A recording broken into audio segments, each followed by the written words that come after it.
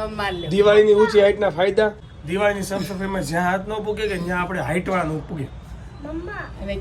આ જોઈ લો ગેરફાયદા છે જ ને હાઈટ વાળાને, બધી આ જ છે.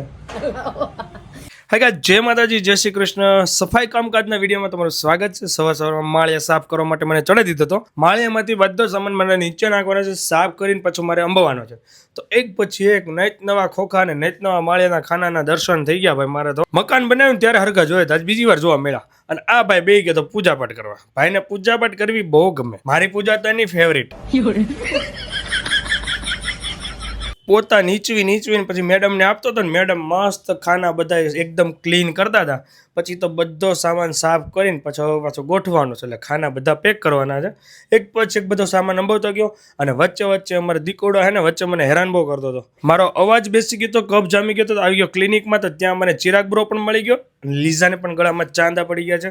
તો એમની બી હેલ્થ ડાઉન છે, તાવ આવી ગયો છે. તો બંને સાથે બતાવી દીધું. છોકરાઓને તો ગળાના ચાંદા પડવાના બહુ વાયરસ ભાઈ. અને ફાઇનલી બધું ચેકઅપ ડન થઈ ગયું. અને હવે દવા લઈને પણ એ લોકોને બાય કરીને હું આવી ગયો. યોગી ચોકમાં ઓર્સોલમનું આઉટલેટ ચાલુ થયું હતું. ચિંતનભાઈને મળવું હતું, તો ત્યાં અંદર જઈને ફાઇનલી ચિંતનભાઈને મળી લીધું. અને બહુ બધી વાતો કરવી હતી, પણ બહુ ટ્રાફિકના કારણે વાત નથી થઈ. નિરાંતે શાંતિથી મળી છું. બચ્ચાને લઈને નીચે આવી ગયો, થોડો ફ્રેશ થવા માટે રમતા હતા. ઉપર આવીને પછી એક સાકર નાખી દીધી, જો અવાજ ખુલી જાય તો. પછી મેડમને લઈને ગયો. આયન્સનો પોલિયો હતો, તો પોલિયો પાવા માટે. પછી શિવાંશને ફટાકડા લેવા હતા થોડાક, તો ફટાકડા લેવા માટે અમે નીકળી ગયા. ફટાકડામાં બહુ જાજુ નથી લીધું, બીકોઝ હજી અમારે એકવાર જવાનું છે. પછી મેડમે મને આપી દીધું પોતું. મેડમ જ્યાં નહોતા આંબી શકતા ત્યાં બધે મારે પોતા મારવાના. અને દિવાળીની સાફ સફાઈમાં ભાઈ મારી તો લાગી ગયેલી છે. સવારમાં માળ્યો ને સાંજે પોતા. આખો દિવસમાં તાવ મને ઉતરણ જગ્યાએ ચડી ગયો લાગે છે ને ફેસ પર.